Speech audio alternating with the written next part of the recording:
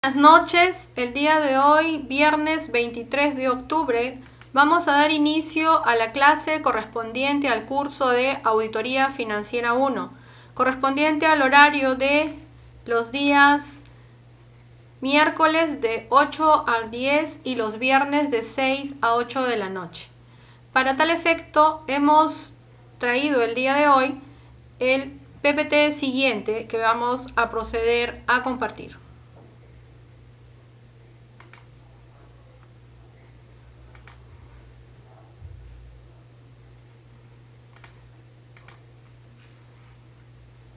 Como indica el sílabus, la segunda semana de la primera unidad correspondiente a Introducción a la Auditoría corresponde a las capacidades de identificar y aprender sobre la preparación de este proceso de auditoría y comprende los antecedentes de la auditoría, así como todo lo correspondiente a sus tipos, etapas de la auditoría y un capítulo de ética profesional.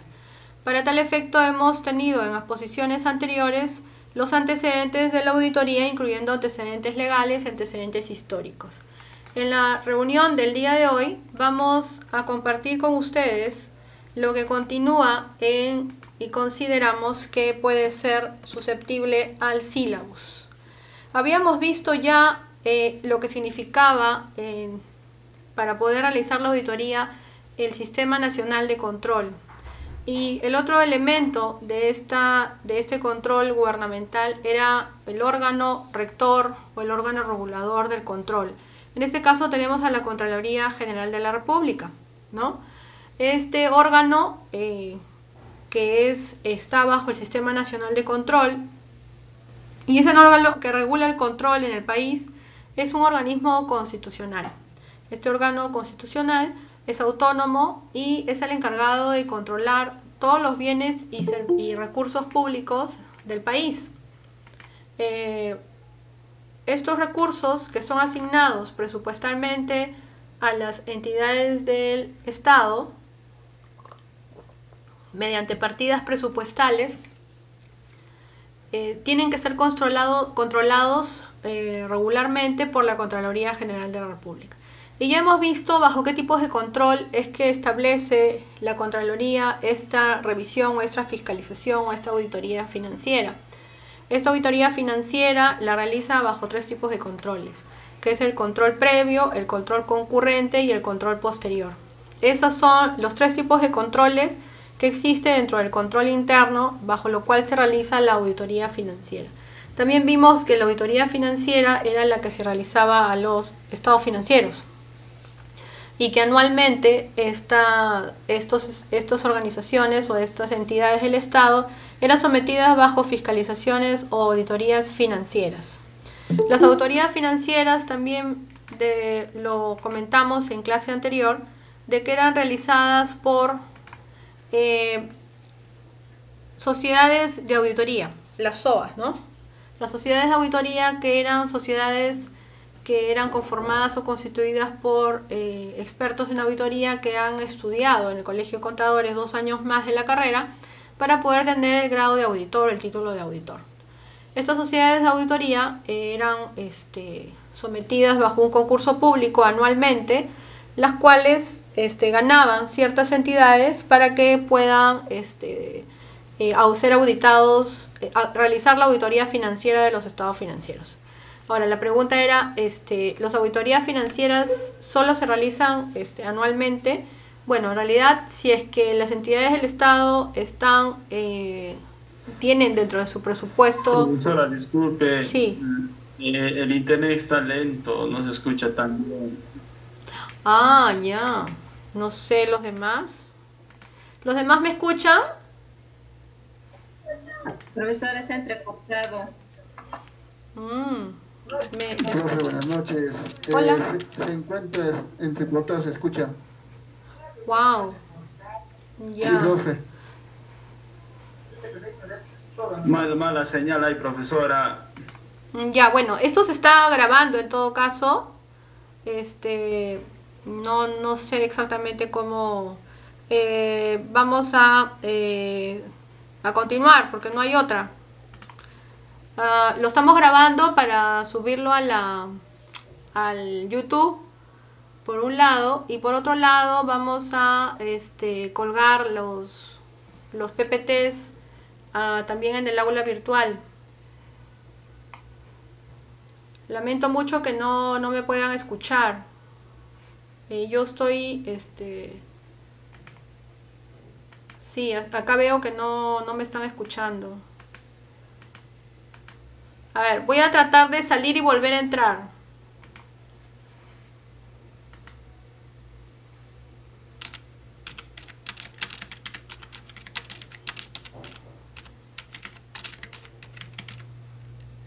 Pucha.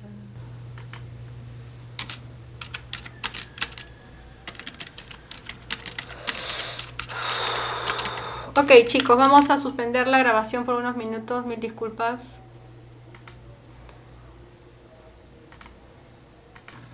Listo, inicia. Buenas noches.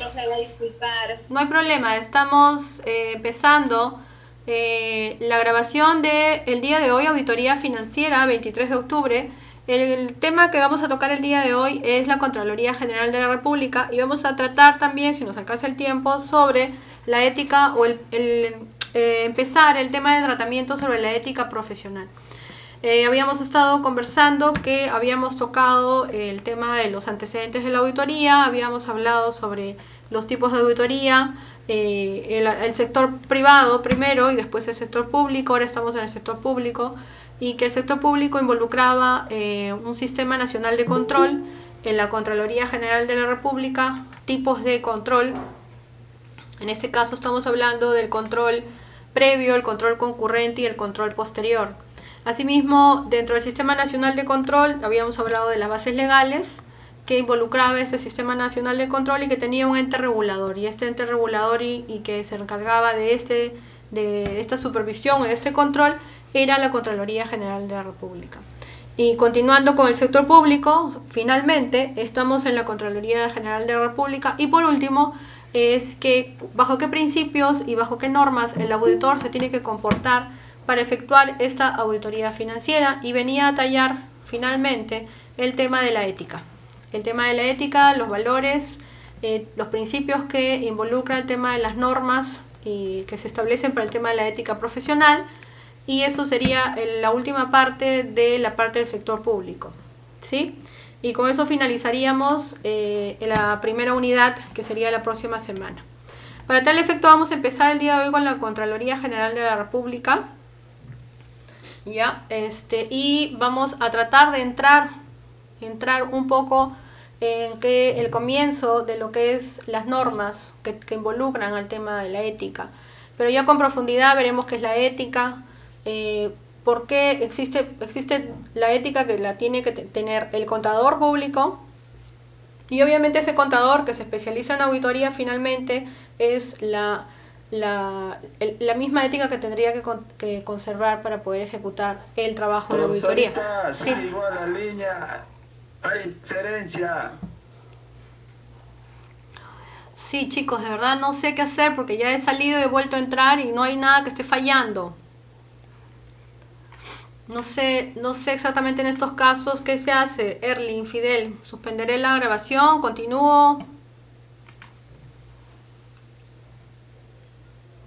Bueno, sí, de verdad no sé, robotizado. Yo voy a tener que continuar la grabación porque esta grabación es la que se va a colgar en el YouTube y es lo que hay. Sí, ¿qué podemos hacer? Ya este fin de semana vamos a colgar todas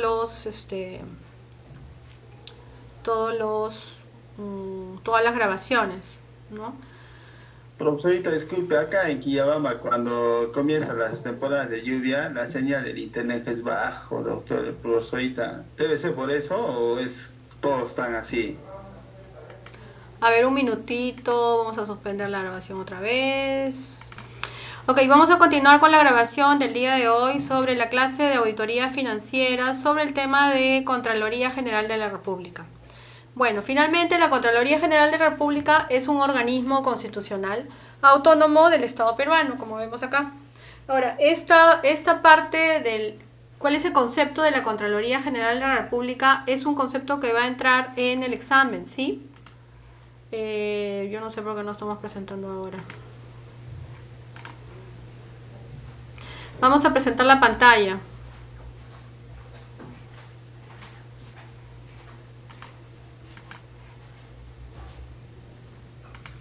Listo. Este es parte de del balotario. ¿Qué cosa es la Contraloría General? Es un organismo constitucional autónomo del Estado peruano encargado de controlar los bienes y recursos públicos del país. Bueno, este organismo está bajo la tutela o la cautela del órgano superior. En este órgano superior es el Sistema Nacional de Control. Pregunta del examen: ¿cuál es el órgano superior a la Contraloría General de la República? Es el Sistema Nacional de Control, ¿ya? Y finalmente el Sistema Nacional de Control, vimos en la clase pasada que cautela el uso eficiente, eficaz y económico de los recursos de toda la nación, ¿no? La correcta gestión de la deuda pública, así como la legalidad de la ejecución del control del presupuesto y del sector público. Mejor dicho, ¿el Sistema Nacional de Control es superior a la Contraloría General de la República? Sí, ¿no? Un poco de reseña histórica también. La Contraloría tiene sus orígenes, como indica acá, en el Imperio Incaico, donde se utilizaban los quipus antiguamente. Luego, durante el virreinato, el rey Felipe II siguió instaurando tribunales encargados de las cuentas. Se llamaban los tribunales de cuentas. Al producirse la independencia y nacer la República, hace 200 años, el Tribunal Mayor y Hacienda Real de Cuentas del Virreinato, creado por el rey Felipe II de España, por Real Cédula de 1605, adoptó la denominación de Tribunal de Cuentas, dependiente del Ministerio de Hacienda, hoy Ministerio de Economía y Finanzas. Bueno, eso fue en 1605, pero la República recién empezó 200 años después, con la libertad en 1800, la independencia fue en 1821, ¿no es cierto? O sea que pasaron de 1600 a 1800, 200 tantos años que todavía no teníamos una cuestión más formal, ¿no?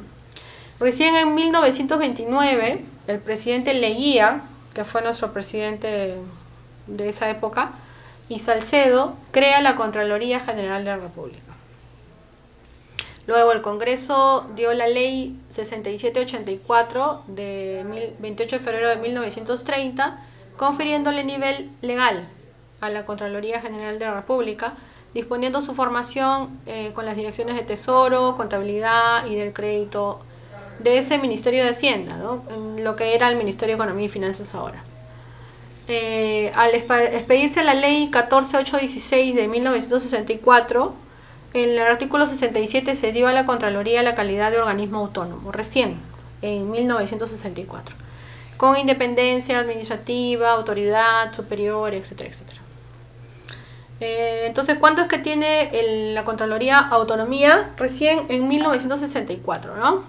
Ahí está la ley 14816.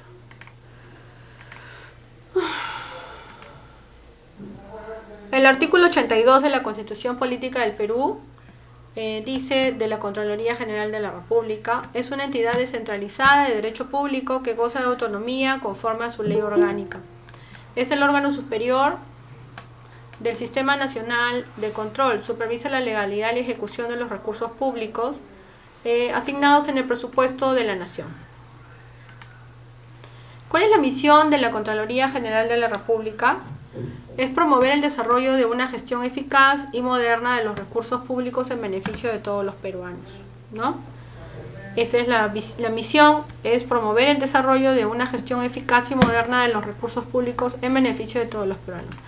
Y la visión es ser reconocida como una institución de excelencia que crea valor y contribuye a mejorar la calidad de vida de los ciudadanos del país. ¿Cuáles son sus principales funciones? De acuerdo al artículo 19, la Contraloría tiene dentro de sus funciones fiscalizar a todos los órganos de la nación. Él encarga de evaluar los procesos de todas las entidades del Estado, teniendo en cuenta que estos dependen de factores económicos. Inspecciona los estados financieros de las entidades mediante las auditorías financieras, inspecciona a los servidores públicos también, y si hay un plan estratégico también inspecciona los planes, proyectos diseñados, ¿no? La Contraloría también está en capacidad de sancionar a las entidades que de una u otra forma perjudiquen al Estado y a su patrimonio, y también recuperar los bienes públicos que han tenido una mala administración o que han sido tomados por personas particulares por no darle el uso correcto. Continuando con las funciones, tiene que presentar un plan de auditoría, ¿no? Finalmente al principio, y cuando ya establece y realiza la auditoría, presenta anualmente el informe de auditoría practicado a la Cuenta General de la República, que es el artículo 81 de la Constitución Política del Estado. Supervisar la legalidad de esta ejecución de presupuesto de las operaciones de deuda pública y los actos de instituciones sujetas a control. Claro, todo desde la misión hasta las funciones, básicamente se resume la labor que tiene el contador público dentro de la labor como servidor público y la labor de la oficina de presupuestos. Estos dos profesionales son aquellos que van de la mano a poder presentar el informe a la Cuenta General de la República, ¿no? Anualmente, según el artículo 81 de la Constitución Política del Estado, estos dos profesionales son los encargados de cada institución del Estado de entregar esta información al Ministerio de Economía y Finanzas, vía el sectorista que corresponda. En el Ministerio de Economía y Finanzas, en el informe, hay un área que se llama Cuenta General de la República, rendición de cuentas, y esta rendición de cuentas es realizada por todos los contadores que intervienen en todas las entidades del Estado. Estos sectoristas reciben la información de parte del contador de cada entidad y también de parte del presupuesto. Estos dos profesionales in situ realizan una conciliación previa verificación de las partidas presupuestales y las partidas contables en el sistema.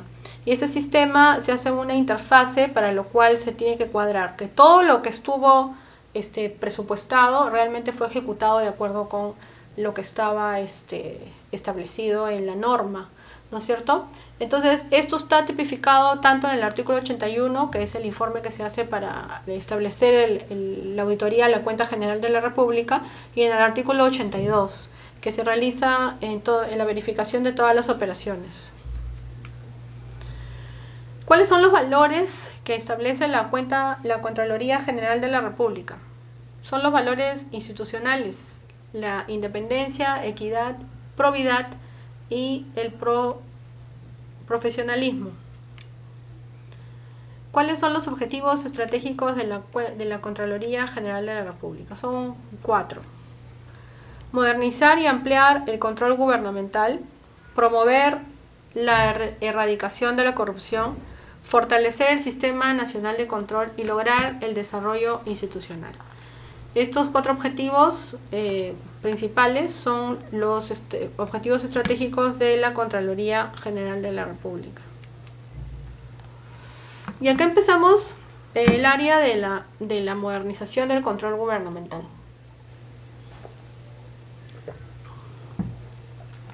Para ello empezamos hablando sobre mejorar la calidad de las acciones y actividades de control, actualizar normas y optimizar procesos y procedimientos de control, asegurar la atención oportuna de demanda de control, diseñar e implementar nuevos enfoques, métodos, técnicas de control y auditoría gubernamental, preparar la organización para una evaluación internacional, ¿no?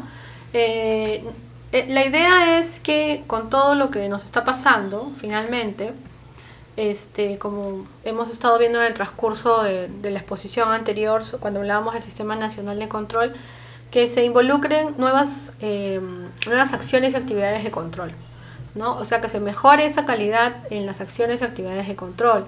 Y la forma como mejorar esas acciones y actividades de control es aplicándola con prevención y con tecnología, ¿no es cierto? Entonces el Estado tendría que invertir más en el control preventivo y también en las actividades tecnológicas para poder mejorar esa calidad de las acciones. Y también al momento de cruzar la información, que todas las acciones estén mucho más rápidas para que los auditores puedan establecer algún tipo de presunción preliminar, ¿no? Si es que hubiera.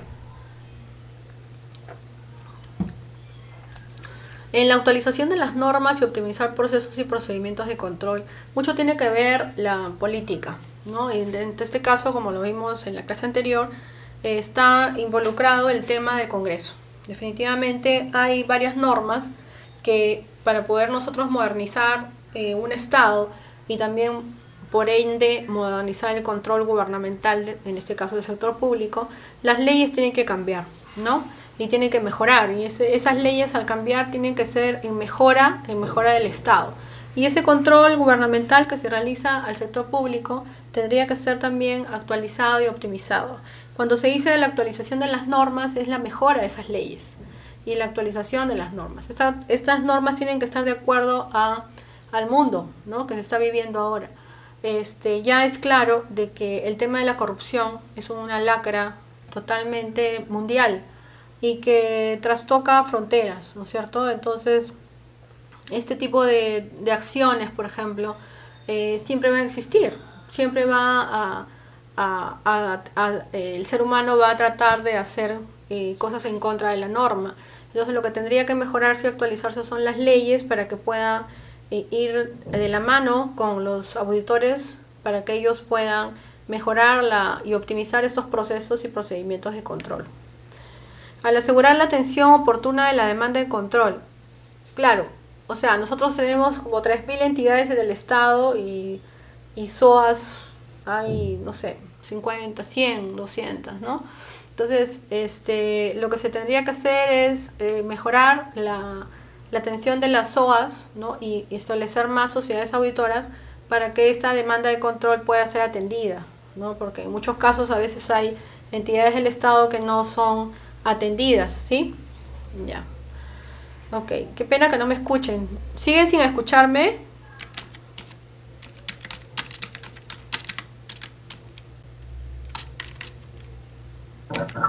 Sí, se escucha, profesora.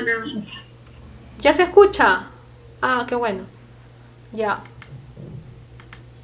Bueno.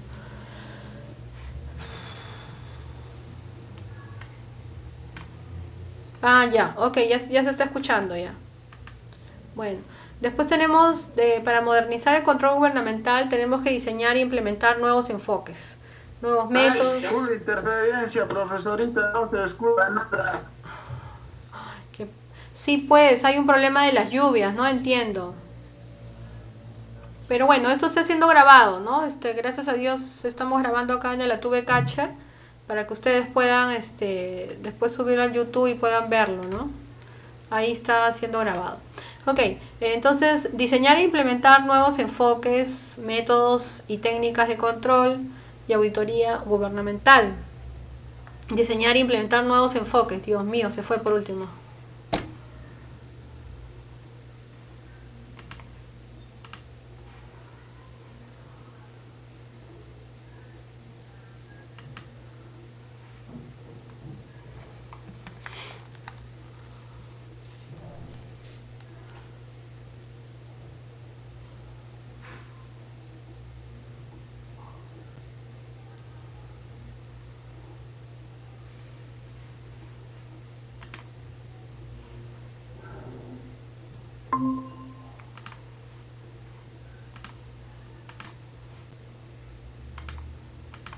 Ok, continuando con la modernización del control gubernamental, nos habíamos quedado en la cuarta medida que se está tomando en la Contraloría General de la...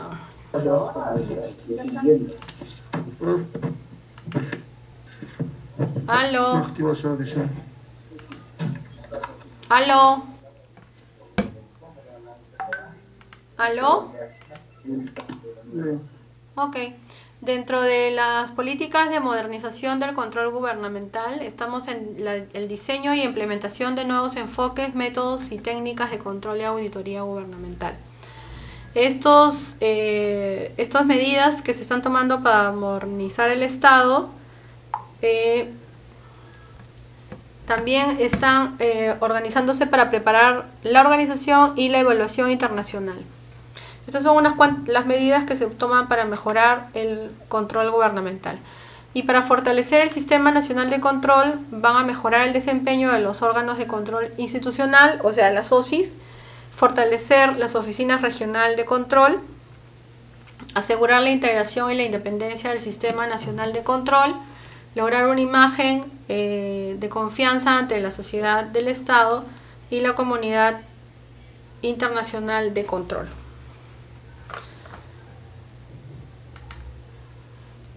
También se está pensando en promover y participar en la erradicación de la corrupción. Claro, y mediante la institucionalización de la lucha contra la corrupción, promover una cultura de honestidad y transparencia de la función pública, fomentar otra vez.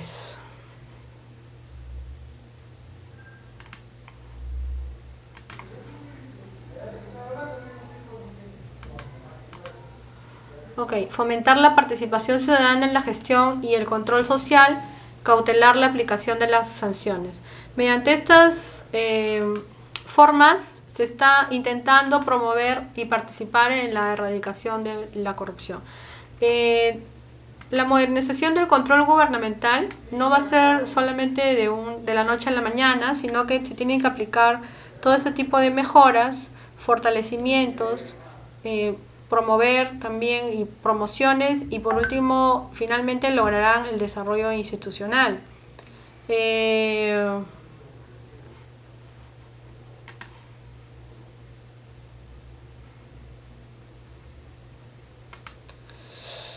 Bueno,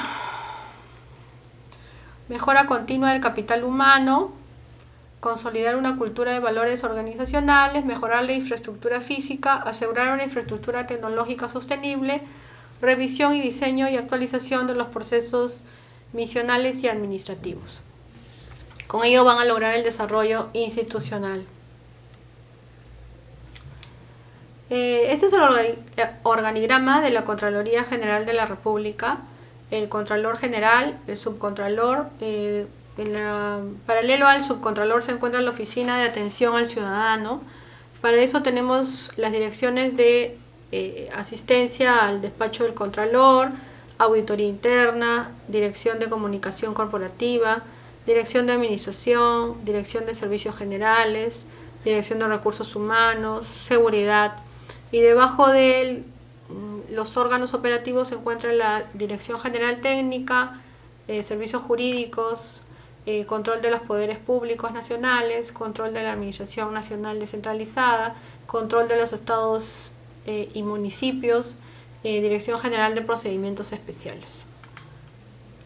Asimismo, dentro del nuevo foco de control, vamos a hablar ya ahora puntualizando sobre el tema de la corrupción.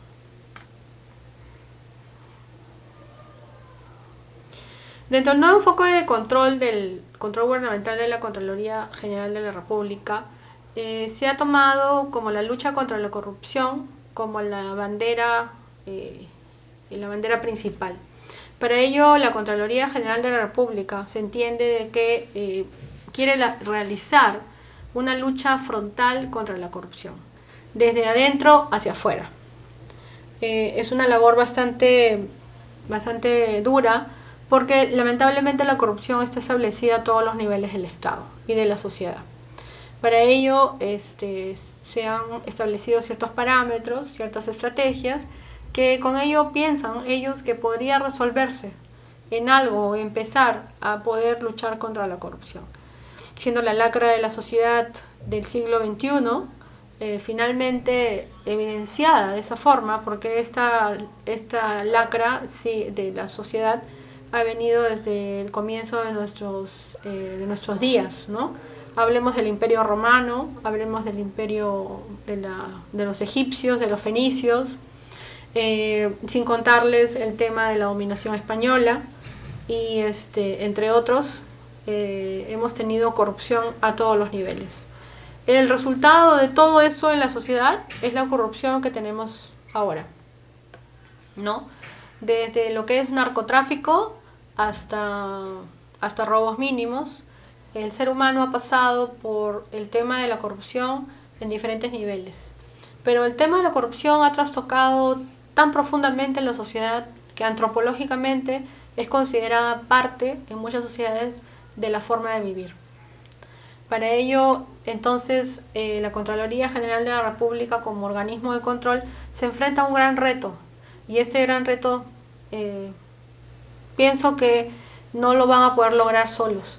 Esto tiene que ser política de Estado. Como hablamos ayer en la clase pasada, las políticas de Estado se hacen en base a pilares y estratégicos.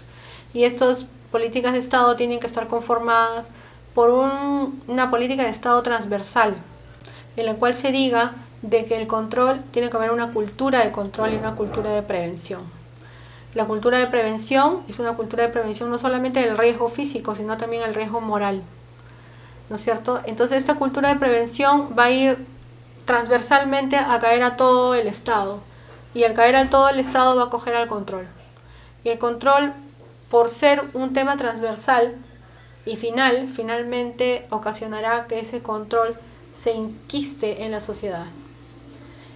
Lamentablemente eso es un proceso y pasarán muchos años si nosotros de repente no lo veamos. En otro tipo de sociedades, cuando ya hayan pasado muchas cosas más, probablemente la corrupción sea una historia, ¿no? O parte de la historia y no vaya en paralelo con nosotros. La idea es de que la corrupción no sea un eje principal. La idea es que la corrupción sea una cuestión alternativa, que esté fuera de la ley, que no lo es ahorita, porque la corrupción está enquistada a tal grado en la sociedad que es parte de nosotros, ¿no? Entonces eso con las nuevas generaciones, con ustedes por ejemplo, tiene que cambiar. Este es el nuevo enfoque del control para el tema del control gubernamental. Habiendo dicho esto, pasamos entonces a definir ya la relación que tiene la Contraloría con el Sistema Nacional de Control.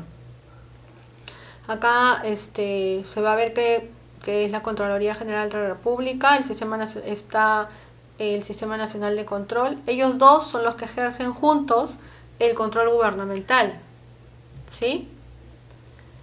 Ok.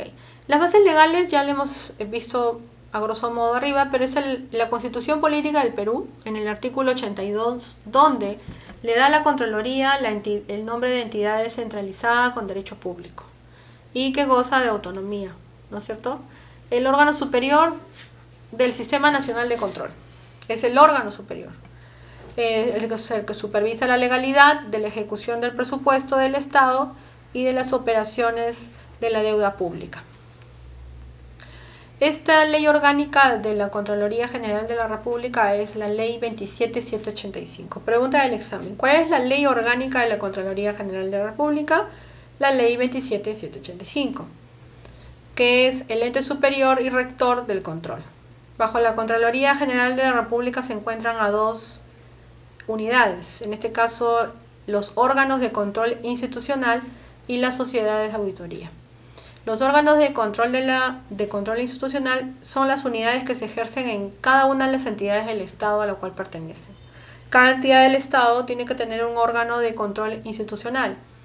Y las sociedades auditoras son personas jurídicas calificadas, obviamente, y conformadas por auditores y autorizadas por la Contraloría General de la República para ejercer, mediante licitaciones públicas, el control gubernamental en cada una de las entidades del Estado. Acá tenemos el control gubernamental, es realizado por estas dos unidades. El control interno se realiza por las OSIs y el control externo es realizado por las SOAS. Estamos hablando de 3.323 entidades y órganos desconcentrados del sector público. Estas son la cantidad de entidades que nosotros, los auditores, tenemos que hacer o realizar la auditoría financiera inicialmente cada año. Nuestro ámbito es 3.323 entidades y órganos desconcentrados también. Se involucra 143 millones de presupuesto, incluido el FONAFE. Estamos hablando de 90.000 obras en los últimos 2 años, 388.000 procesos de selección de bienes y servicios y 1.300.000 empleados públicos, servidores públicos, ¿no? Bueno, ya lo hemos visto, pero ahora ya con mayor profundidad vamos a ver lo que es el control previo, el control concurrente y el control posterior. Este tipo de control es realizado por las OSIs, ¿no? El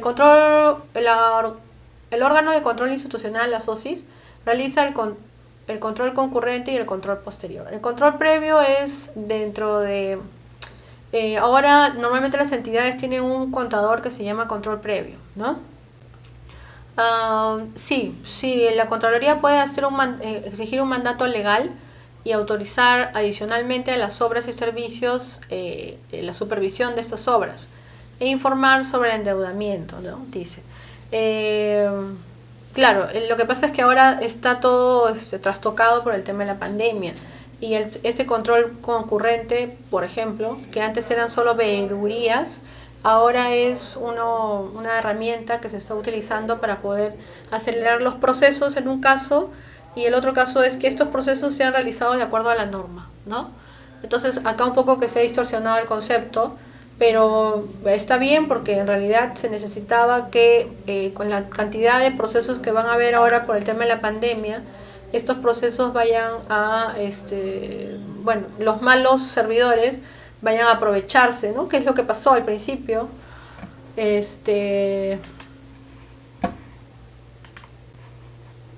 No sé. Buenas tardes, continuando con la clase de auditoría financiera del día de hoy, 23 de octubre, por cuarta vez, vamos a iniciar la grabación.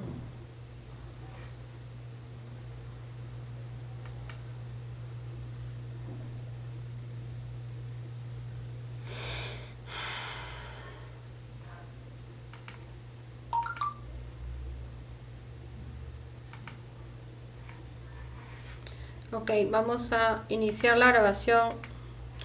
¿Ahora me escuchan?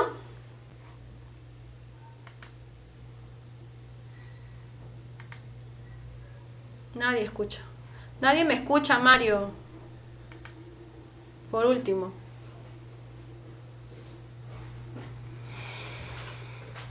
La pantalla no se puede compartir, lo sentimos. Voy a cortar la grabación, no sé qué pasa. Ok. Bueno, la cuarta grabación del día de hoy, 23 de octubre, sobre los tipos de control gubernamental. Tenemos el tipo de control previo, el tipo de control concurrente, el tipo de control posterior. Estos son los tipos de control que realiza el control interno dentro de la auditoría financiera. Pregunta del examen: ¿cuáles son los tipos de control interno que se realiza dentro del control gubernamental o dentro de una auditoría financiera? Son tres: control previo, concurrente y posterior. Después tenemos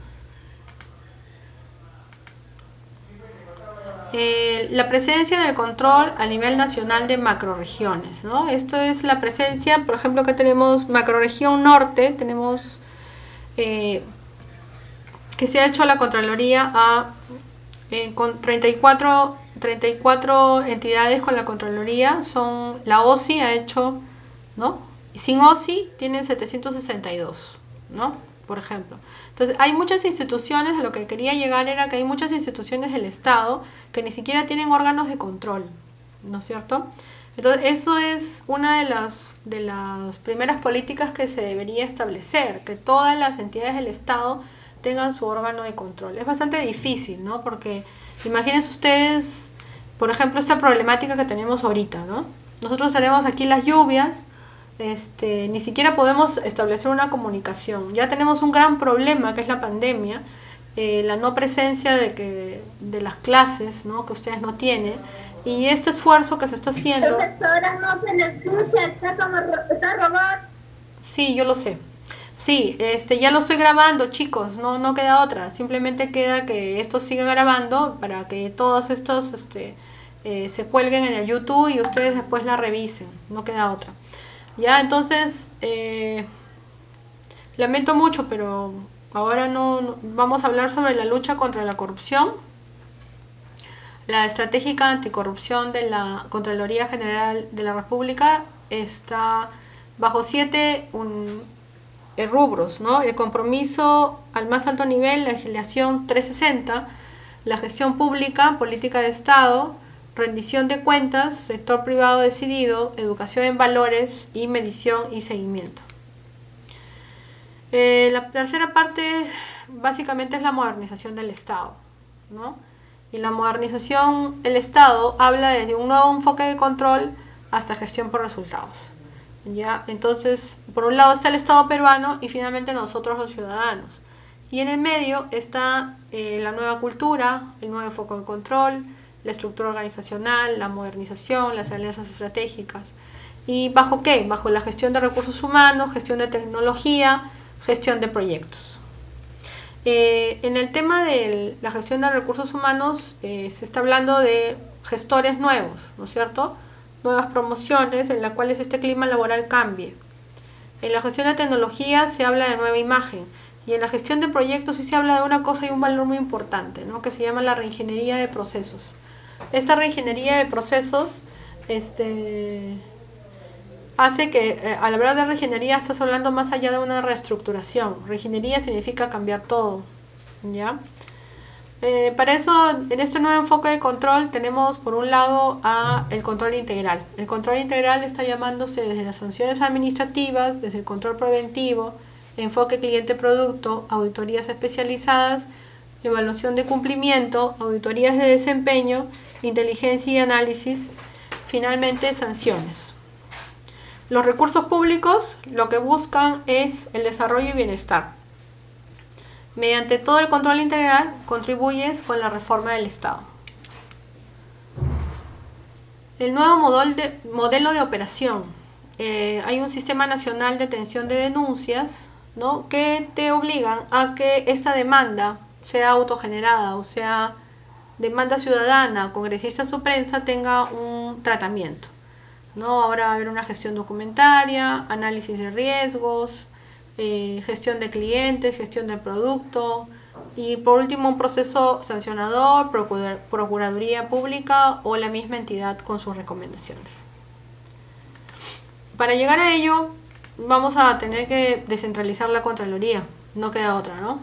Porque estas son las oficinas que existen, pero en blanco y negro necesitan a personal, ¿no? Especializado y capacitado para que puedan realizar ese trabajo. Bueno, la ley 29622 del 7 de diciembre del 2010 confería a la Contraloría General de la República la capacidad de sancionar administrativamente, reglamentándose con el Decreto Supremo 023 del 18 de marzo del 2011. Finalmente, el Poder Judicial, el Ministerio Público y la Contraloría detectarían, investigarían y procesarían casos de corrupción de funcionarios por delitos graves, complejos y de repercusión nacional.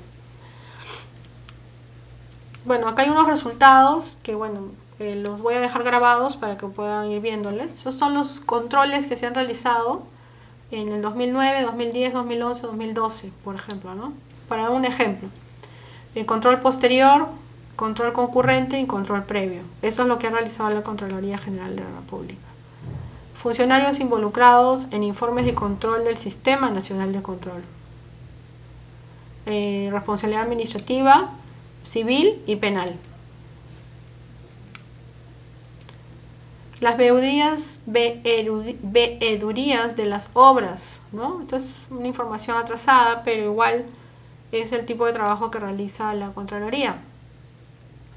El riesgo encontrado en obras mediante veedurías, ¿no? Estás hablando de 10.000 millones de soles y la cantidad de riesgo son 4.000. ¿Ya? El barómetro de la gobernabilidad dice, ¿no? Las fuentes de información de esta gobernabilidad son externas e internas. Externas tienes al CIAF, que es el Sistema de Administración Financiera, el SNIP, que es todo lo que tiene que ver con proyecto y presupuesto, el SEACE, que tiene que ver con contrataciones, y el ENAO, que tiene que ver con estadísticas. Para ello el CIAF tiene al Ministerio de Economía y Finanzas igual que el SNIP. El SEACE tiene como órgano supervisor a la OCSE, que es el órgano de control de las contrataciones del Estado, y el ENAO tiene al INEI, que es el Instituto Nacional de Estadística. Esas son las fuentes de información externas. Las fuentes de información internas se encuentra la Contraloría General de la República, mediante la rendición de cuentas, de las declaraciones juradas, el SINAT y el proyecto Mochica. Todo esto es interpretado por indicadores de gestión y indicadores sociales. Y los resultados son evaluados por los congresistas, ciudadanos, entidades públicas y los auditores. Si hablamos de indicadores de gestión, tenemos a la planificación eficaz, la capacidad de mantener un banco de proyectos, eficiencia en la formulación y aprobación del PIB, eficacia en la contratación de bienes y servicios, eficacia en la contratación de obras, eficacia en la programación de contrataciones, cumplimiento del PAC, mejoras administrativas en el TUPA, eficacia en la ejecución presupuestal de inversiones, eficacia en la recaudación por años, y bueno, así una serie de indicadores que van a permitir a la Contraloría que estos resultados sean interpretados bajo estas eficacias de gestión. También existen indicadores socioeconómicos que te ayudan a evaluar finalmente el tema de tu efectividad por resultados. Dentro de ellos está el indicador socioeconómico población. El otro es el desarrollo humano. Por ejemplo, este mide el grado de desarrollo en base a 3 componentes: la vida larga y saludable, la educación y el nivel de vida digna. Esa es la forma como mide el desarrollo humano. El índice de densidad del Estado mide lo que falta para completar la base propicia para el desarrollo humano. Y así sucesivamente, ¿no? Bueno, el presupuesto total per cápita mide la cantidad del presupuesto que se le asignaría a cada habitante. Y el presupuesto de inversión per cápita mide la cantidad de presupuesto de inversión que se le asignaría a cada habitante por inversión. Y así sucesivamente son indicadores que finalmente se analizan y se ve si realmente hubo impacto o no en el desarrollo de un país. Y todo esto va reflejado en el bien común, o sea, si estos ciudadanos realmente pasan la brecha de la pobreza, finalmente es que pasaron de una pobreza X y superaron el tema socioeconómico, ¿no? En el tema de Infoobras, tenemos a la información, ahí da la información sobre obras, completa pero dispersa, dice. Está el proyecto de inversión, el SNIP, el SEACE, contratos de obras, y el pago de las obras, el SIAF, ¿no? O sea, tú quieres verificar alguna información sobre obras, tienes estos 3 sistemas, ¿no?, que te ayudan a poder verificar este asunto, ¿no? El SNIP se ve todo lo que es proyectos de inversión, el SEACE se carga todos los contratos, la ley de contrataciones se ve ahí, ¿no? O sea, es el sistema que utiliza el Estado para poder registrar todas las compras del país, ¿no? Y el SIAF es el Sistema Integrado de Administración Financiera. Ya les había contado que existe el SIAF de contabilidad, el SIAF de presupuesto, el SIAF de recursos humanos, el SIAF de tesorería. Todo lo que tenga que ver con manejo financiero tiene SIAF, ¿no? Pero también existen 9 sistemas administrativos, de los cuales 7 son financieros. Infoobras la integra el control interno y el control externo, ¿no? Y esto va a dar un beneficio que es información transparente de la entidad ejecutora mediante un auditor, prensa o ciudadanía.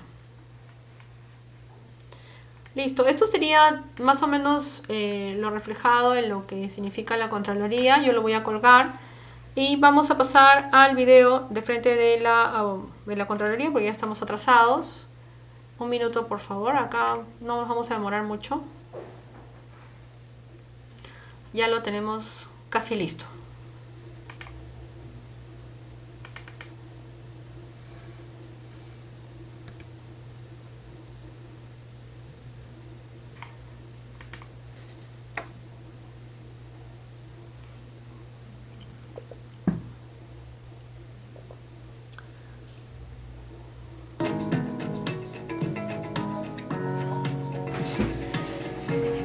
Somos la Contraloría General de la República del Perú.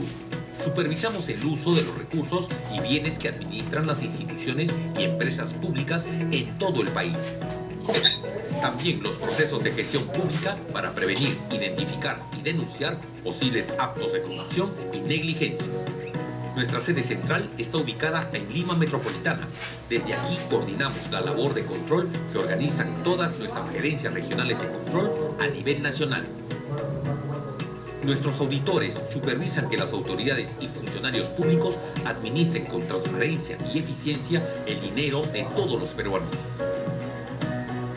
Estamos presentes en megaproyectos, hospitales, colegios, municipalidades, gobiernos regionales y otras instituciones públicas.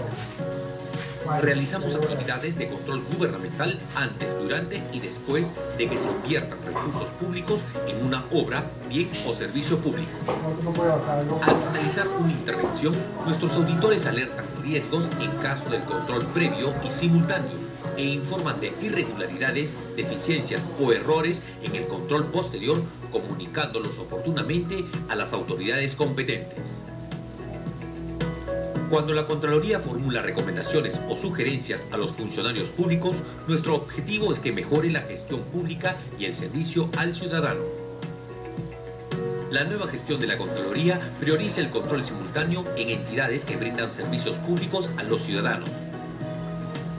Este evalúa uno o más procesos durante su ejecución con la finalidad de prevenir sobre posibles situaciones que pongan en riesgo la finalidad pública de una obra o proceso.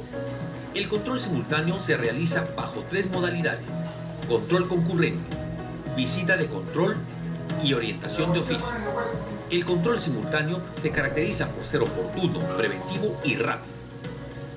A través de nuestros órganos de control institucional le damos seguimiento a la implementación de nuestras medidas correctivas, siendo nuestro objetivo final el acceso de los ciudadanos a servicios públicos con mayor calidad.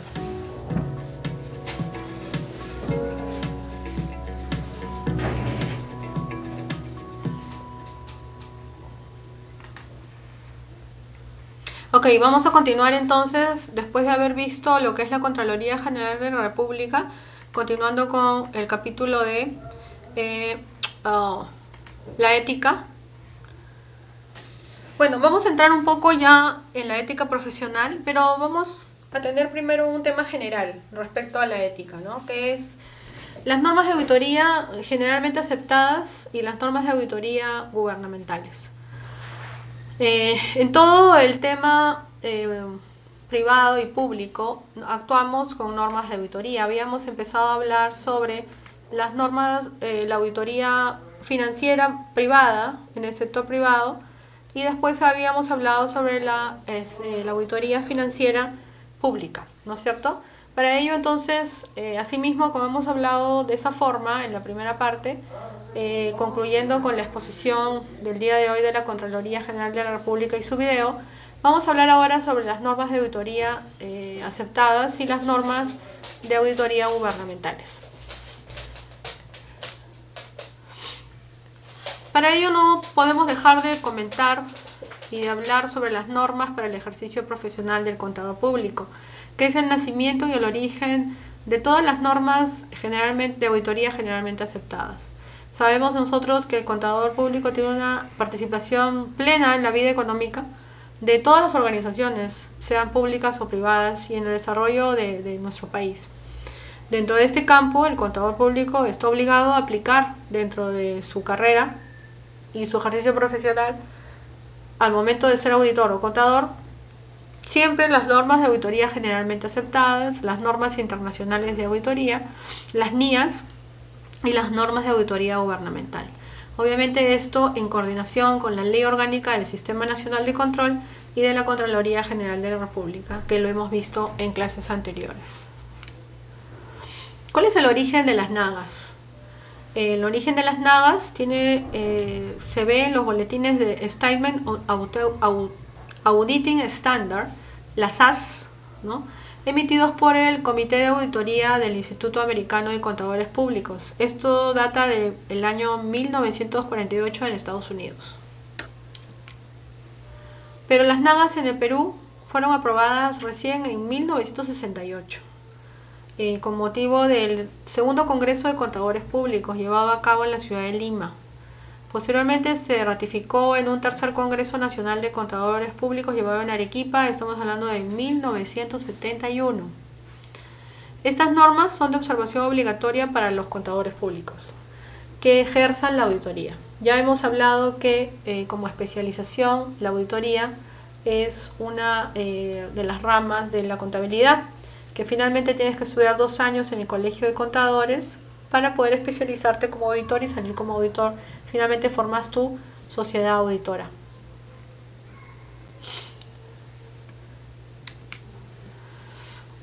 Estas normas, por su carácter general, se aplican a todo proceso de examen de control y se relacionan básicamente con la conducta funcional del auditor como persona humana y regulan los requisitos y aptitudes que debe reunir para actuar como auditor. Pero las normas de auditoría generalmente aceptadas, ¿qué son? Pregunta del examen. Las NAGAS son pautas que deben observarse en la ejecución de los trabajos profesionales de auditoría. Constituyen estándares o medidas de calidad tanto de las cualidades del auditor como de su trabajo. Y por último, esas cualidades del auditor y de su trabajo son plasmadas en el informe o dictamen final. Esto está basado en 3 tipos de normas: las normas generales o personales, las normas relativas a la ejecución del trabajo en el campo y las normas de preparación del informe. En el tema de las normas generales o personales está bajo un entrenamiento técnico y capacidad del profesional, independencia de criterio y el cuidado y diligencia profesional. Cuando hablemos del entrenamiento técnico y capacidad profesional, involucra que esto está bajo el mandato de la capacidad técnica de cada profesional, ¿no es cierto? La independencia de criterio es válido porque cada profesional tiene su independencia de criterio en base a la capacidad técnica, y el cuidado y diligencia profesional en base a la disciplina que él ejerce, ¿no? Las normas relativas a la ejecución del trabajo está bajo el planeamiento y supervisión adecuados, tiene que plantear estudios y evaluación de control interno y obtención de evidencia suficiente y competente. Las normas de preparación del informe son aquellas de aplicación a los principios de contabilidad generalmente aceptados. Se basan en eso, se basan en la consistencia y la aplicación de los principios de contabilidad, se basan en la suficiencia de las declaraciones informativas y se basa en la expresión de opinión sobre los estados financieros, indicando la naturaleza del examen y grado de responsabilidad tomado por el auditor.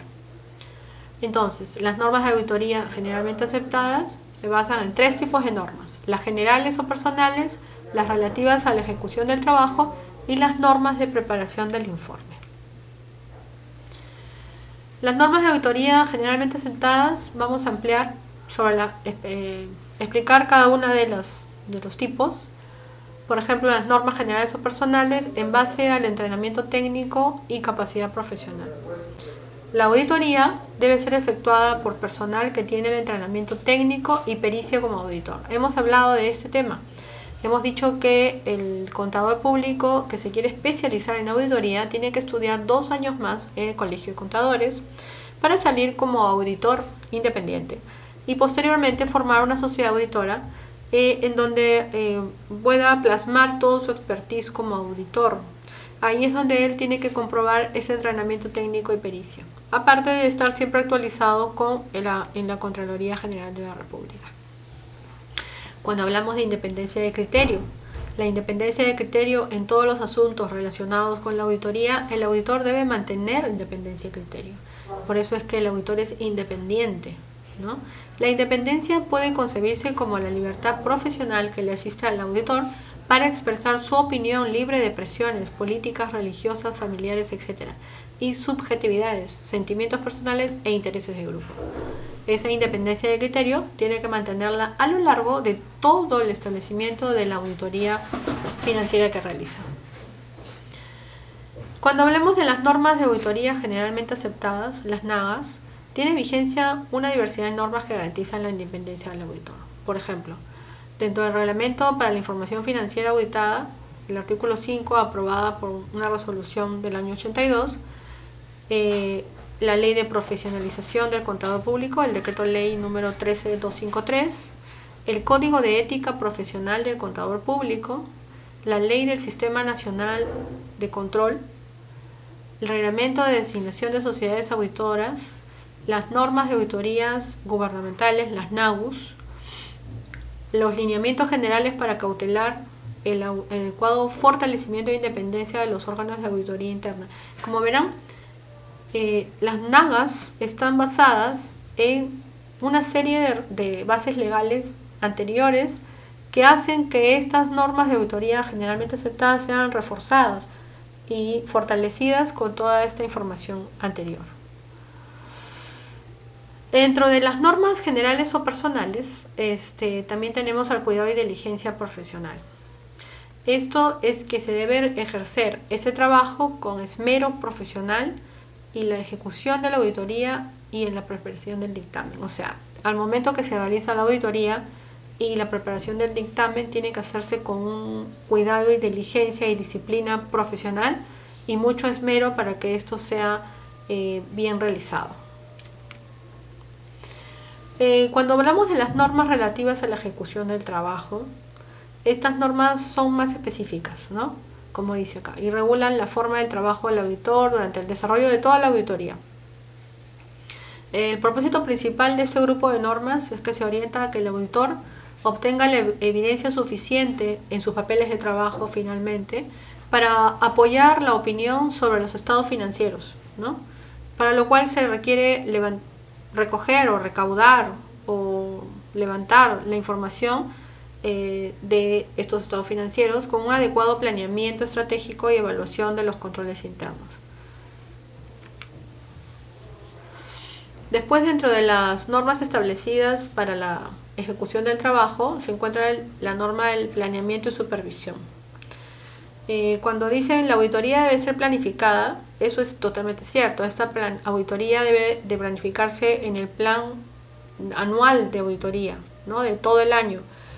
Normalmente en el sector público se realiza el control posterior terminando el periodo fiscal, y la OSI puede establecer en la entidad planes anuales de auditoría en donde hace una revisión interna de algunos hechos, ¿no? Por eso es que este planeamiento tiene que hacerse, estas auditorías tienen que hacerse planificadas.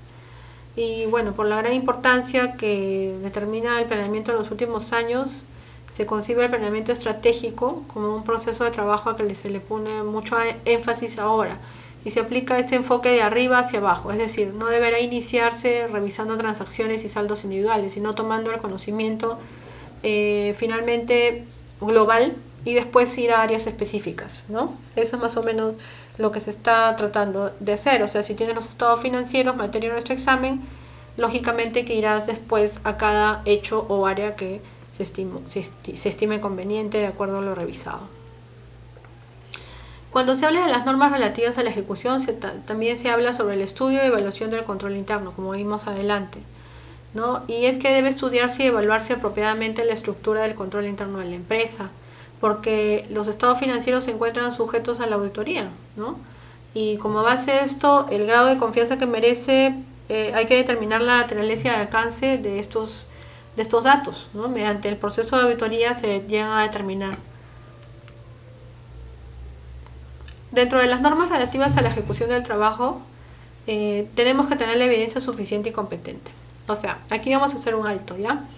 Porque no es un principio, como ven, una norma relativa a la ejecución del trabajo, que debe obtenerse una evidencia competente, suficiente, mediante la inspección, observación, indagación y confirmación para proveer una base razonable que permita la expresión de una opinión sobre los estados financieros sujetos a la auditoría. La evidencia es un conjunto de hechos comprobados, suficientes, competentes y pertinentes para sustentar una conclusión. Mejor dicho, esto que no está, ¿no es cierto? En conclusión, la obtención de la información tiene que ser sustentada mediante hechos comprobados, ¿no es cierto?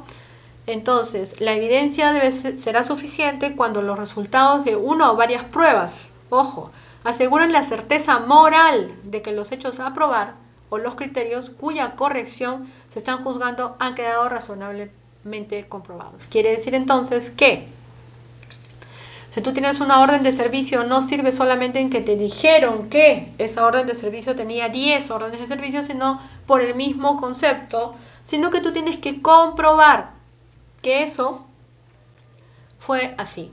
Cuando te acusen de colusión o etcétera, tienes que comprobar que esa colusión, que es un delito penal, en el Estado es comprobada. Tienes que haber el hecho de la colusión. Por ejemplo, he escuchado hace poco que estaba hablando sobre el caso de Richard Swing, ¿no es cierto?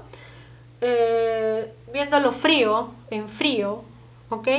A ver, el escándalo de los audios, videos, etcétera, pero en ninguna parte hay evidencias, según mirando la norma relativa a la ejecución del trabajo, donde hablen de ese delito que quieren acusarlo, porque el delito grave es la colusión, que es un delito penal, en la cual le quieren acusar al mandatario de la colusión, ¿no es cierto? Y encima colusión agravada.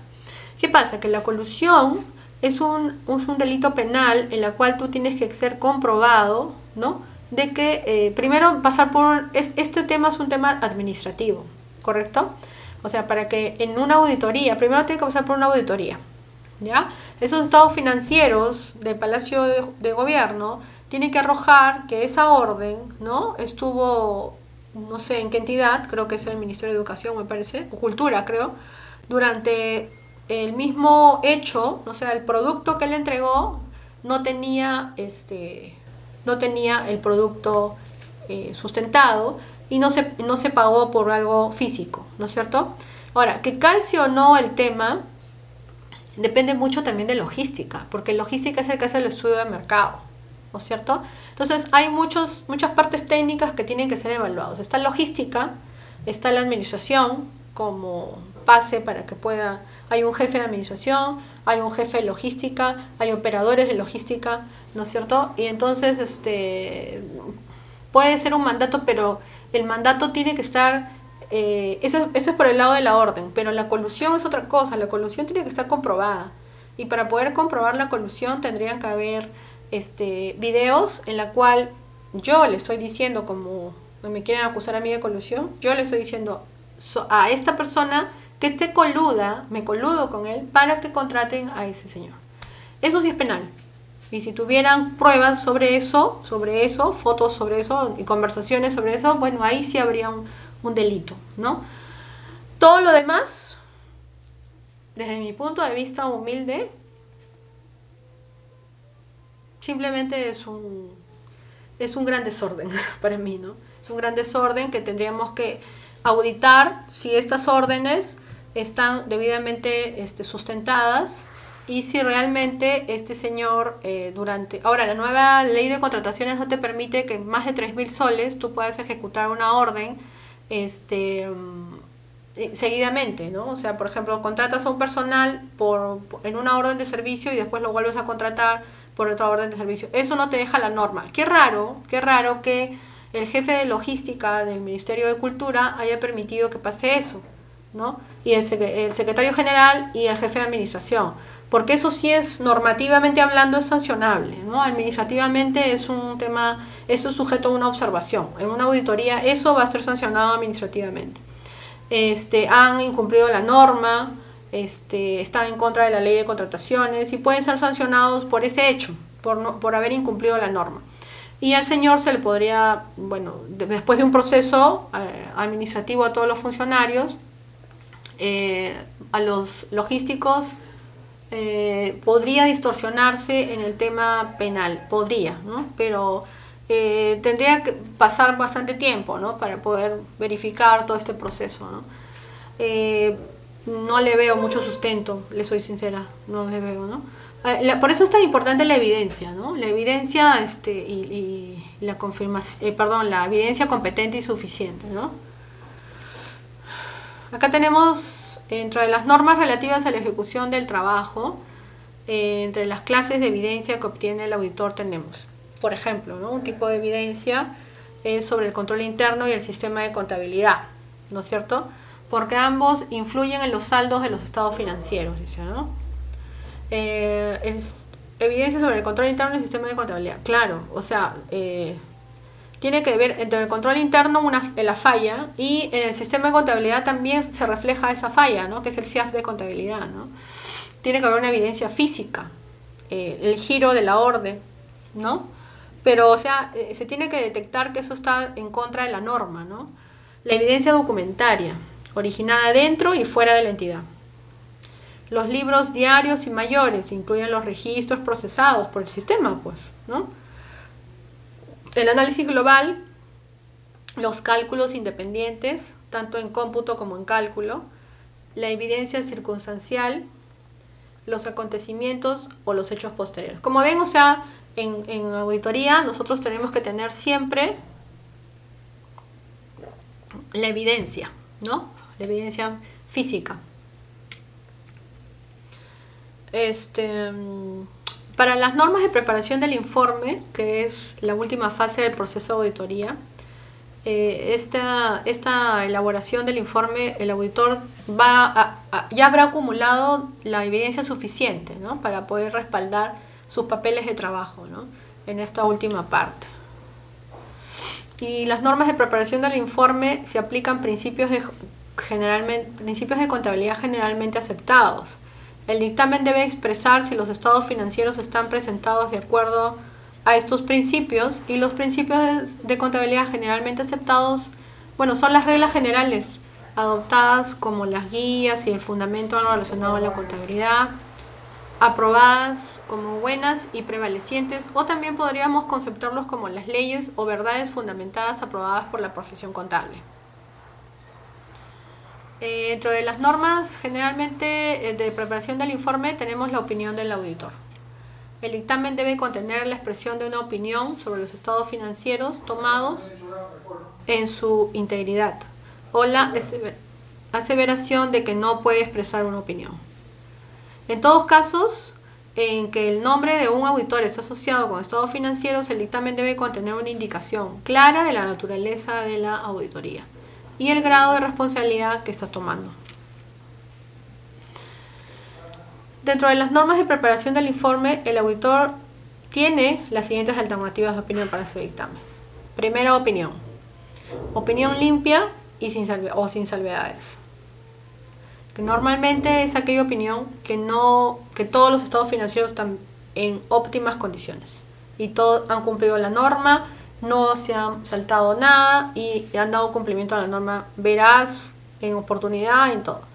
La segunda opinión. Opinión con salvedades o calificada, que encontraron algunas salvedades. Tercera opinión, adversa o negativa, que encontraron no solamente salvedades, sino que también encontraron un mal manejo.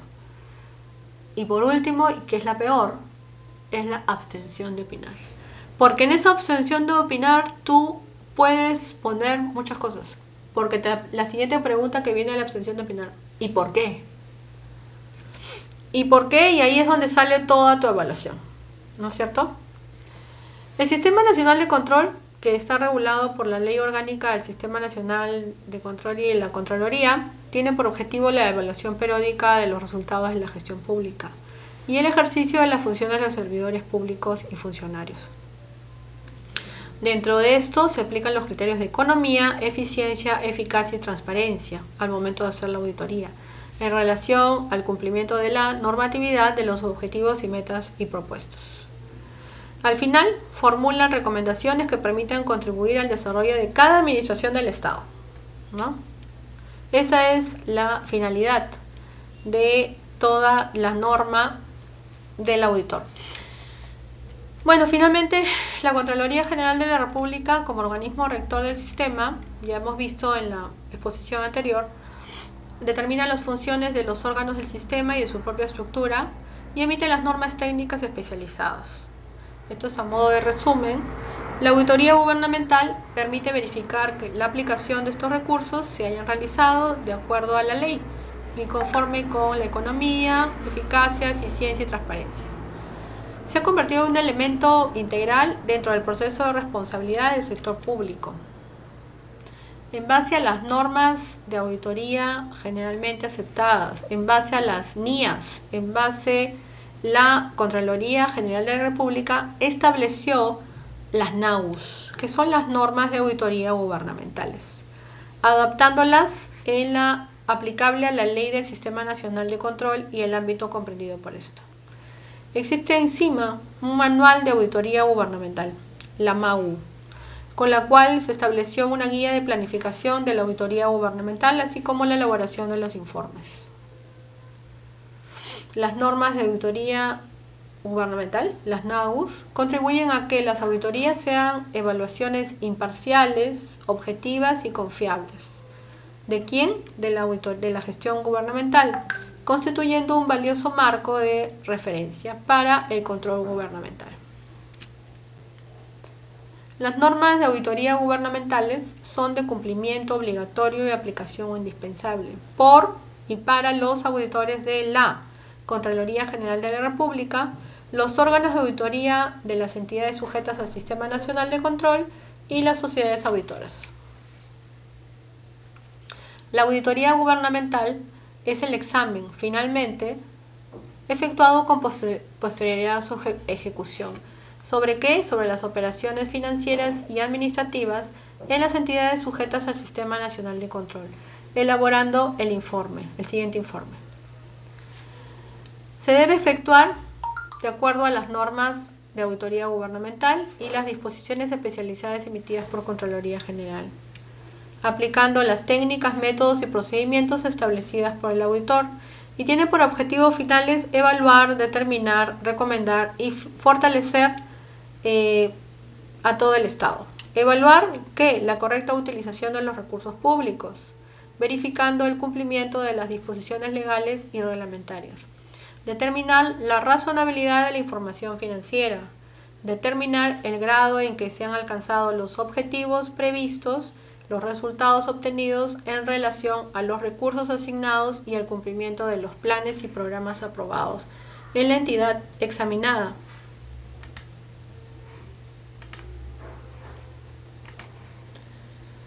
Recomendar medidas para promover mejoras en la gestión pública y finalmente fortalecer el sistema de control interno de la entidad auditada.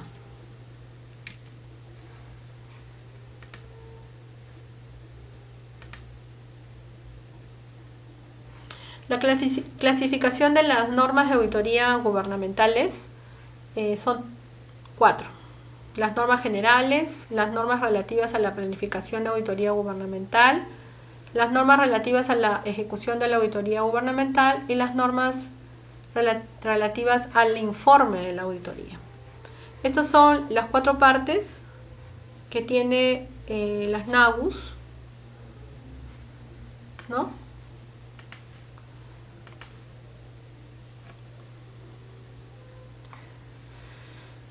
Este es el plan que se trabaja para las NAGUs y finalmente, ¿qué son la NAGU 1? Dice, ¿qué son las normas generales? Le llaman la NAGU 1. Las normas que conforman este grupo se relacionan con las cualidades y clasificaciones y calificaciones del auditor y la calidad de su trabajo. Estas normas se aplican en la ejecución del trabajo y preparación del informe. Se refieren al entrenamiento técnico y capacidad profesional independiente, cuidado y esmero profesional, confidencialidad, participación de profesionales y especialistas y control de calidad. La NAGU 2 son las normas relativas a la planificación de auditoría gubernamental. Este grupo de normas tiene por objetivo establecer todo el criterio que se toma para la correcta y apropiada planificación de las auditorías en las entidades.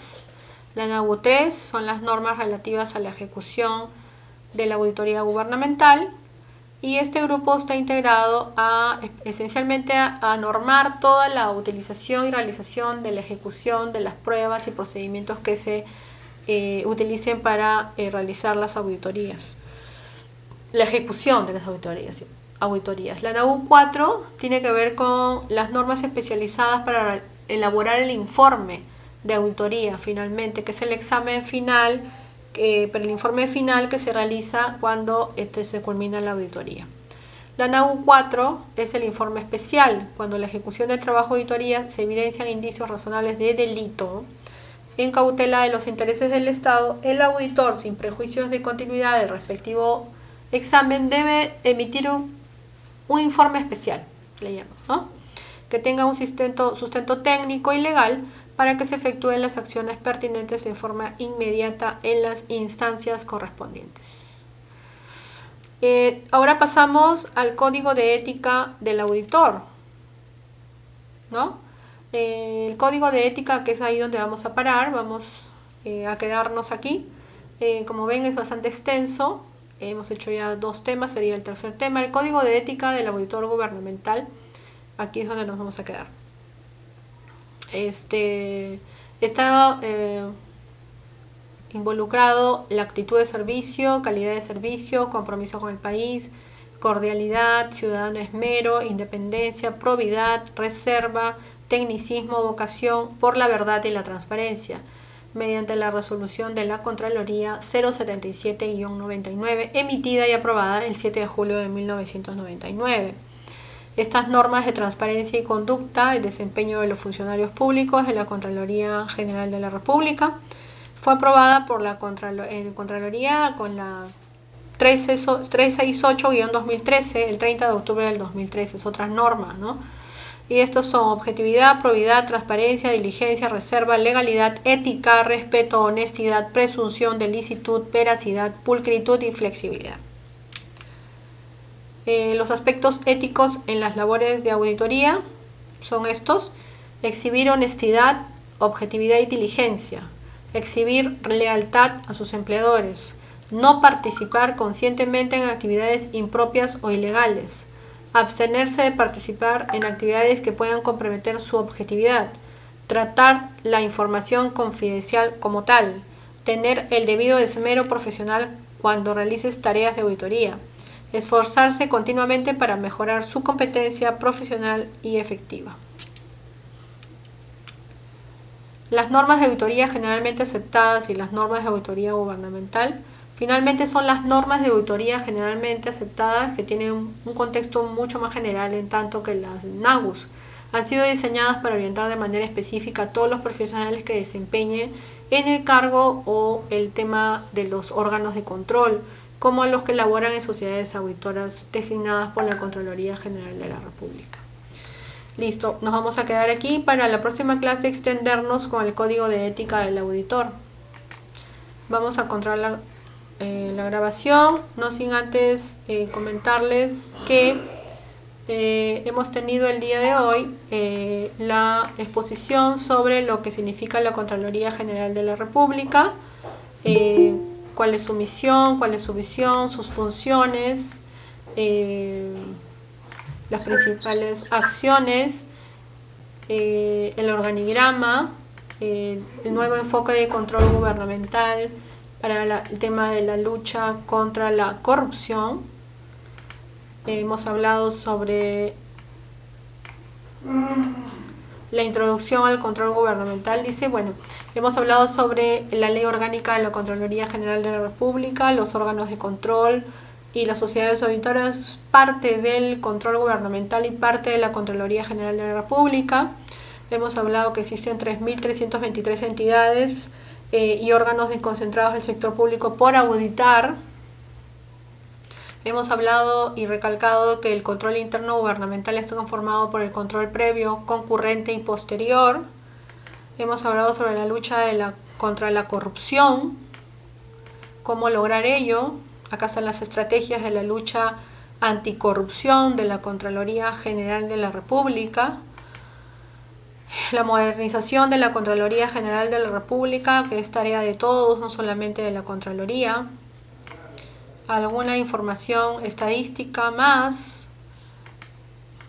Y finalmente algunos resultados sobre el avance del trabajo de la Contraloría General de la República en el país, ¿no? Y por último, la segunda, vimos un video de la Contraloría General de la República y luego entramos de lleno en las normas de auditoría generalmente aceptadas, las NAGAS y las NAGUS. ¿Qué son las NAGAS? ¿Qué son las NAGUS? ¿No? El origen de las NAGAS en el Perú.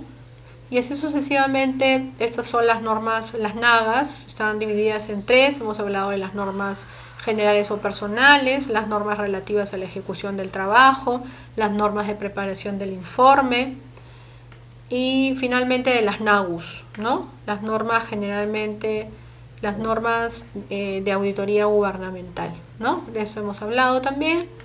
Y nos hemos quedado en para la siguiente clase que vamos a hablar sobre el Código de Ética del Auditor, ¿no? Que es lo último que nos faltaría. Bueno, eso ha sido la exposición del día de hoy. Vamos a dar por terminada la grabación. Muchas gracias por haber estado el día de hoy. Esto lo voy a colgar. Y ha sido un placer haber compartido con ustedes el curso de auditoría financiera hoy día 23 de octubre, donde hemos hablado sobre la Contraloría General de la República y las normas de auditoría, las NAGAS y las NAGUS. Muy buenas noches, nos estamos viendo el día miércoles. Gracias.